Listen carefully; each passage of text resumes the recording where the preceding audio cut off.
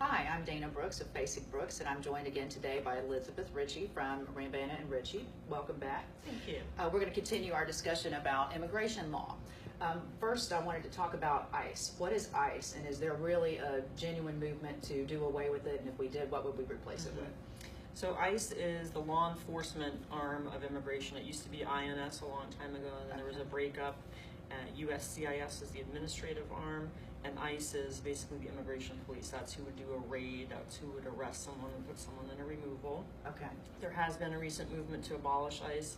It's not really practical. We do need enforcement of our immigration laws, and we don't need violent criminals and drug dealers in the United States, and that's what ICE is looking for. That's their job, is to try to make sure that people who come are not intending to come here and do us any harm.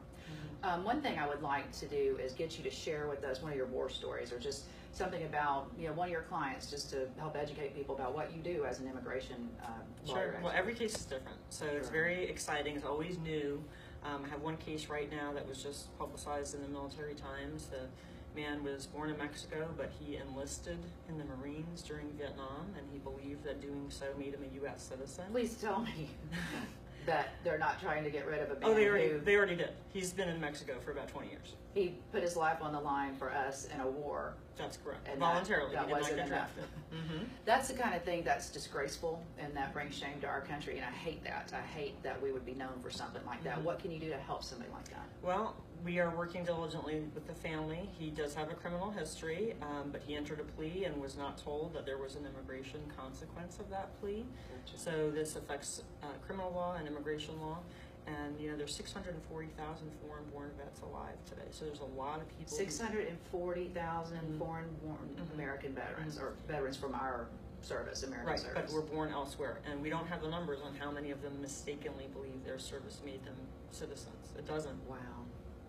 So I have a lot of those, which is exciting. I got one in Texas right now. I've got another one in Pennsylvania. Usually it comes to someone getting a driver license or trying to get a passport or go on a cruise, and then they find out, oh, despite that I served in Vietnam, I'm not a citizen. That's outrageous. What other ways do you get your clients? How do people find out how to get in touch with an immigration lawyer? And how is it affordable? Because what I understand is so many of these people are already living on the margins. They already, don't have what they need, basic, needs, food, shelter, clothing. So what are they supposed to do to get a lawyer? Well, it's hard. And we do a lot of pro bono work, but But you can't do all pro bono. You can't do it all. You have to. Everybody has bills. Yeah. But there are a lot of agencies that provide services, and ironically, because being here undocumented has not been treated as a crime, you're not entitled to an attorney. So you do have to have an attorney in the court context. Let's spend a little bit more time on that, because everybody thinks if you are here without documentation, you are an illegal. You're an illegal person, or you're doing something against the law. That's not true? Well, it hasn't traditionally been true, and under this administration, we are criminalizing it in a misdemeanor sense. So you're still not entitled to an attorney, right? So now we have children representing themselves. That's outrageous. In immigration court.